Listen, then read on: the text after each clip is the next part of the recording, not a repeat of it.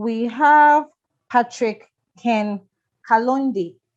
So Patrick is a Fulbright Scholar at St. Cloud State University in the United States, pursuing a master's degree program in Geographical Information Sciences. He is currently serving as the National Point of Contact in Space Generation Advisory Council for the Republic of Malawi and a co-founder and chief technology officer of a Malawian-based technology startup company, NASA Aerial Data Solutions. Patrick attended undergraduate studies at the Lilongwe University of Agriculture and Natural Sciences. Additionally, Patrick is a fellow with Clinton Foundation and the Clinton Global Initiative. Patrick will speak to us on GIS and remote sensing, a personal reflection on existing technologies, applications, and opportunities for engagement. Ladies and gentlemen, let's welcome Patrick Ken Kalonde. Welcome, Patrick. Thank you very much, the moderator, for a very, very beautiful introduction. When I heard from Kingsley about Ghana National Remote Sensing Day, it reminded me of a time when I was with my friends back in 2017. You know, we wanted to celebrate GIS Day, and we were just fresh university graduates, but we were not affiliated to any university or any institution, so we just wanted to do it, lighting the communities where we live. So this is us doing a GIS Day back in Malawi. And when we were doing it, we had no idea about where this event would go. We just gathered a few friends, discussed about GIS and remote sensing and how we can use it in our communities. And this particular picture went to Environmental Systems Research Institute, and they ended up publishing this story as one of the most inspiring GIS Day events in that year, 2018. So with that being said, I want to share with you two stories about satellite technology, only two stories. One is from my childhood, and another one is about the professor, not the professor from Money Heist, no, another professor. And I'll not leave you there. I'm going to provide with you key insights about some practical applications of remote sensing, and of course, opportunities for specialized training and further engagement. So let's go straight into our first story. When I was very, very young, around 7 years old, my sister asked me about stars. We were outside watching the sky, and he said, Patrick, you know, why is it that some stars in the sky, they blink? I told her, you know, Derifa, I don't have the answer. But in the background, I went to my grandfather to ask him about, like, why do some stars blink? And he told me that, you know, up there in the sky, there are satellites. People are looking down on us. In fact, if you do something bad in the community, they can see you.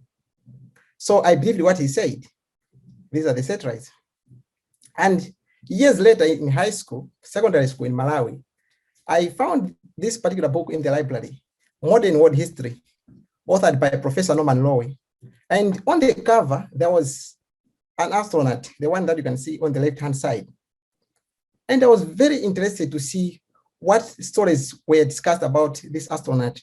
I had in my mind that maybe it might be linked to the satellites, which my grandfather told me as a child. When I went into the book, I found the picture in the middle. They said this man is Yuri Gagarin, the first man in space. It took my imagination. I said, let me move to the next pages. And I found the other picture on the right-hand side. And it was Neil Armstrong, the first man on the moon. And immediately I was interested. And I ended up studying history throughout my secondary school education. Years later in college at the Lilongwe University of Agriculture and Natural Resources, our GIS and remote sensing instructor introduced us to Earth observation satellites, such as Landsat and Copernicus satellites, as you can see here. That's about my first story. My second story is about the professor. We all know from the famous TV show, Money Heist, that the professor is someone who is intelligent and who has got all the answers to the questions. I met my real world professor right after graduating from college. I was unemployed that time, and I was spending most of my time at home, watching movies, and of course, sometimes gossiping with friends in the neighborhood. So I decided to join a book club at the United States Embassy Information Resource Center. And they were organizing information sessions where they could invite people to give talks on specific subjects. And I went there to participate in one of the events. And there was this particular speaker. He was a professor in remote sensing, and he took my imagination. He talked about the future. He talked about the present, and he talked about the past of remote sensing. And immediately after his talk, I decided to volunteer with him to learn about GIS and remote sensing. And of course, he was not recruiting at the time. So I just said, please, if you need any help, I'll be the helping hand. And immediately he gave me a chance. And what I did not know was that a few weeks from the time when I started volunteering, something big was to happen in my community. And this was flooding. You know, there was a flooding event that happened in 2017, around December, and it killed about 11 people. And flooding has been a big problem in my community. Like between 2010 and 2020, we have had like four big flooding in my community. And it's not just a problem in my small community. Flooding is a big problem in Malawi as a nation, but also all across the world. So I was wondering to say, we have heard from other people that satellites are used to monitor flooding, as we saw from the first presenter. But the question was, how can we do these things in our community? So I talked to the professor about using satellite technology to check the flood damage in my community. When we went online, we found that the images that were there, they did not capture the actual flooding event that happened. And we proposed of going on ground to map the flooding using handheld GPS on our mobile phones. And we came up with these maps using our mobile phones. And this study will be published very soon, and I will share with you the publications once it's out. Now, after that particular event, something was also happening. The United Nations established a humanitarian drone testing corridor in Malawi in conjunction with our government. And a university from the United States, Virginia Tech, just came in the country to train 12 Malawian students in building drones. And the professor came to us to say they are recruiting some students to participate in drone building. You know, drones, these are small aerial vehicles that fly in the sky. You can mount a camera on them and they can take images. So they have got applications in remote sensing. So he said, you guys, one of this team is going to go, one of the team members is going to participate in this particular training. And it was me. So I ended up going to participate in the training. And this is me, light in the blue t-shirt in the picture. So we were trained in building drones. Particularly my interest was on how to use drones for remote sensing. And these drones that we built, they flew about 18 kilometers and then we landed them back. And I found it interesting that drones, they have got another advantage because they fly underneath the clouds. So they are not affected much by clouds. As we saw from the first presenter, that there have been problems to, like when there is flooding, if you have clouds, you can't see what's below the clouds. So I also learned that the drones have got another advantage. The data that is captured by drones is of high resolution. One can capture information of resolution of maybe like something that is small, maybe 2 centimeters. You can see it using images captured by drones. So the question was to say, now, how can we take this technology back to our community? Now, as we entered into 2018, there was another problem that came into Malawi. This was cholera, an old problem that have affected mankind. It reminded me of the famous scientist, Dr. John Snow, who in 1854 in London, he was also interested in the same problem of cholera, and he went around in his community. That time, they didn't have drones, they didn't have GPS technology. He went around tracking cholera cases, and he was able to pinpoint that cholera was a problem because of one particular water point. So the question was, how can we follow the footprints of Dr. John Snow with the technologies that we have today?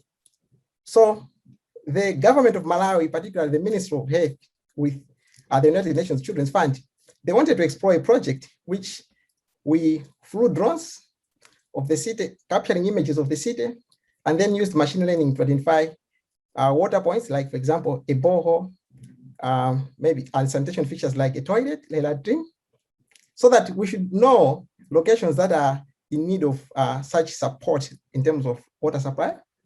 So there was a project that we did with the drones. This is my colleague just spraying with all of the drones in Malawi. And during that project, we engaged communities to develop their own plans on how they can improve the situations in their communities. So this is in part of Lilongwe, where we were doing some community engagement using remote sensitive data. Pushing gears forward, the University of Liverpool School of Tropical Medicine and Lancaster University from the UK, they also wanted to use the drone testing space in Malawi to explore the potential use of drones in malaria control. The idea was very simple. You fly a drone, it takes images of the Earth's surface, and then you use machine learning to identify open surface water bodies, because we know for sure that mosquitoes lay their eggs in open water. And we extended the project by adding a component of having a team of entomologists going on ground, taking water samples to check if there are indeed mosquito eggs. And using that information, we were able to detect water bodies that are suitable for mosquito breeding. So shifting now gears to what can you get from my two stories. You know, today, the training that we attended in 2017 that I showed you, it developed into a big program, what today we call it African Drone and Data Academy. It is a specialized training, the first of its kind in the world.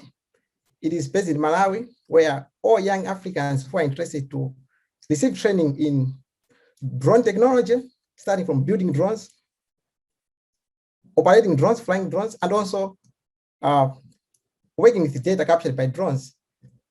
One can apply, be accepted into the program, and receive such kind of training skills.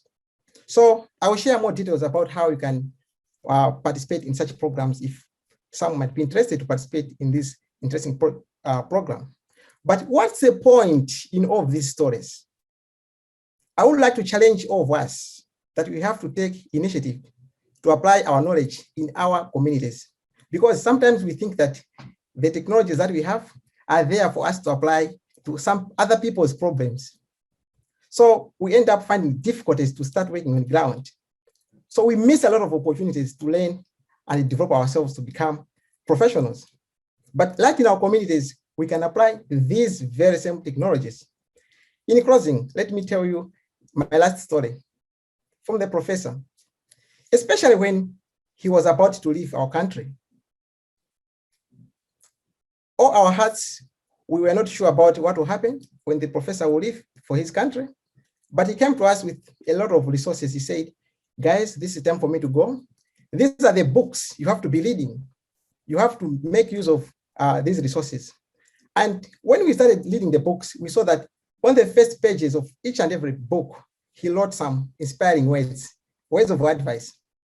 And I will share with you one of my favorite quotes that I found in one of the books.